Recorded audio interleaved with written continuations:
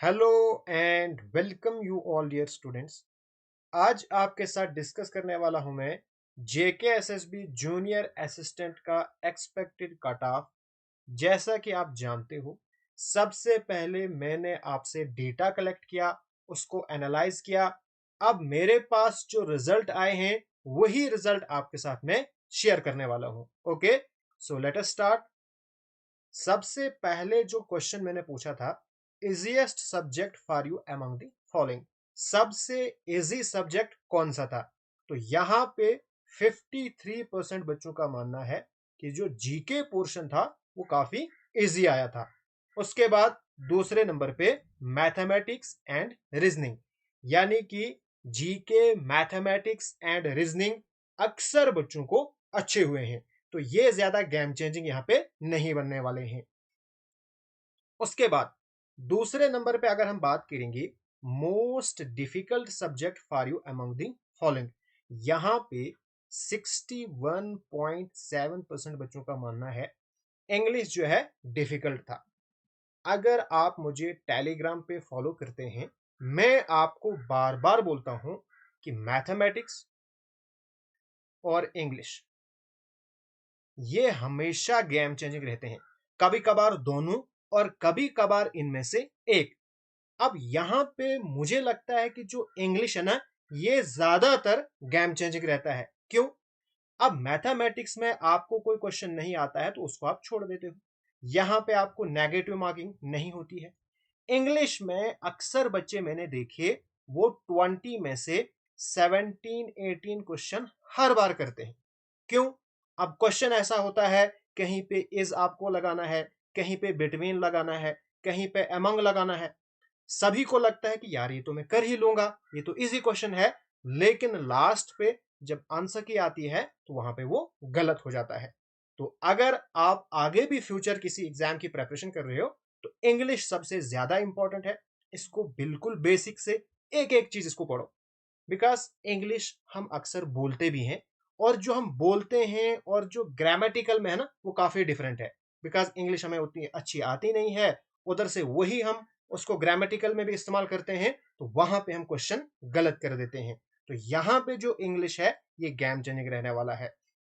जिसका इंग्लिश अच्छा हुआ है उसको यहाँ पे काफी सेफ फील हो रहा होगा। उसके बाद दूसरे नंबर पे यहाँ पे कंप्यूटर, यानी कंप्यूटर भी ठीक ठाक ही था। उसके बाद अगर हम बात करेंगे ओवरऑल पेपर कैसा था, तो ओवरऑल 75.4% बच्चों का मानना है कि जो पेपर था वो मॉडरेट लेवल का था, न ज्यादा इजी था न ज्यादा डिफिकल्ट था। उसके बाद अगर हम बात करेंगे एक्चुअल डेटा की, marks obtained, number of aspirants, यानी 55 मार्क्स आए हैं 8 एस्पिरेंट्स को। यहां पे मैंने मार्क्स 55 अबो लिए हैं, बिकॉज 55 से नीचे कट ऑफ जाए ये तो इम्पॉसिबल है।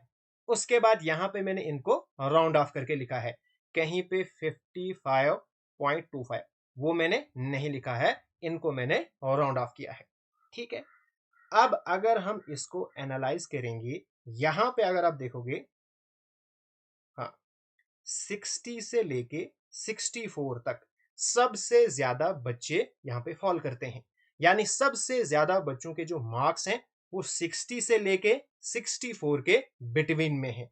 यानी आप कह सकते हो कि इसके बीच में कट ऑफ नहीं लाई करेगा, बिकॉज यहां पे सबसे ज्यादा बच्चे हैं।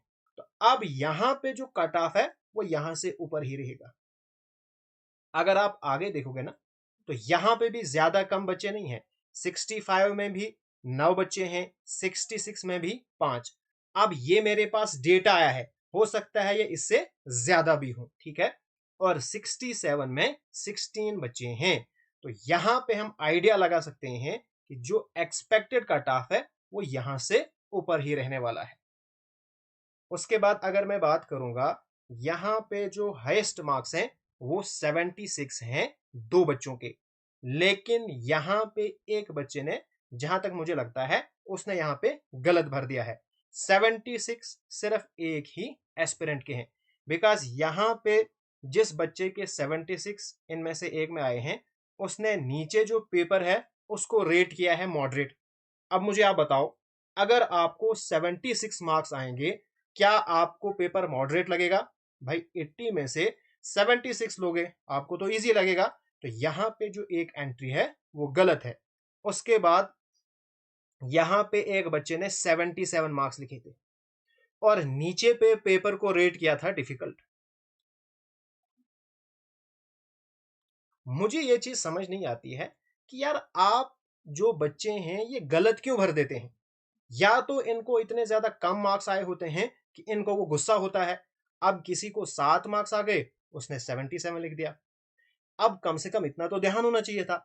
अब इस बच्चे ने 77 लिखा और नीचे उसको भूल गया। नीचे उसको अपनी असलियत पता चल गई, तो उसने वहां पे पेपर को डिफिकल्ट रेट किया। तो ये मैंने इसको यहां से पकड़ लिया, तो इसको मैंने रिमूव ही कर दिया। उसके बाद अगर हम बात करेंगे कट ऑफ की, तो कट ऑफ डिपेंड करेगा नंबर ऑफ वैकेंसीज पे। अब यहां पे जूनियर असिस्टेंट में 4 एडवर्टीजमेंट है। अब यहां पे कट ऑफ बताना बहुत ज्यादा डिफिकल्ट है, बिकॉज कुछ बच्चों ने यहां पे चारों के लिए अप्लाई किया है, उनके लिए अलग कट ऑफ रहेगा। किसी ने सिर्फ एक के लिए अप्लाई किया है, किसी ने 2 के लिए अप्लाई किया है। तो यहां पे हर एक के लिए कट ऑफ अलग रहने वाला है। मैं आपको एक एवरेज कट ऑफ बताने वाला हूं, जहां से नीचे नहीं जा सकता है। और हो सकता है जिसने चारों के लिए अप्लाई किया है उसके लिए अलग कट ऑफ रहने वाला है। अब यहां पे हमें एक्चुअल डेटा नहीं है कितनों ने चारों के लिए अप्लाई किया है, कितनों ने इनमें से 2 या 1 में ही अप्लाई किया है। ठीक है। उसके बाद यहां पे टाइपिंग भी रहती है। अब मैंने यहां पे जो एक्सपेक्टेड कट ऑफ बनाया है वो एक एवरेज टाइपिंग पे बनाया है। ठीक है।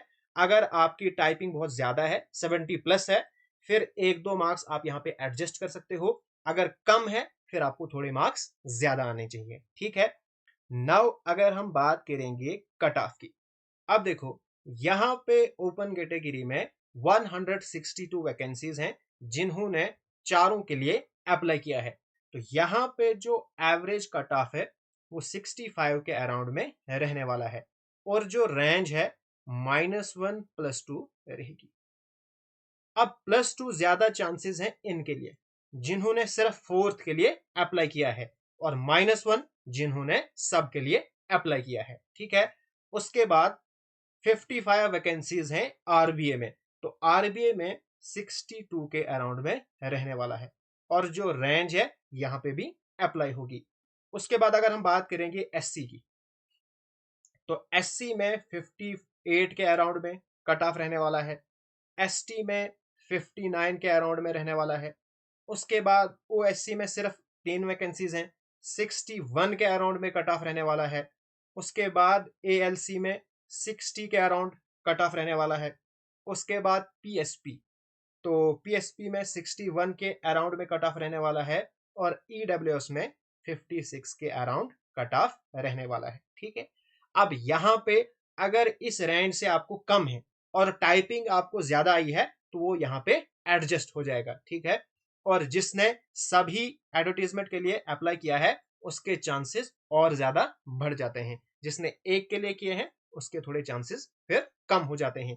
लेकिन अगर आपने सिर्फ एक के लिए ही अप्लाई किया है, तो ये जो रेंज है ऑलमोस्ट इसमें ही कट ऑफ रहेगा, इससे ज्यादा एक्सपेक्टेड कट ऑफ नहीं जाएगा। Okay, so all the best.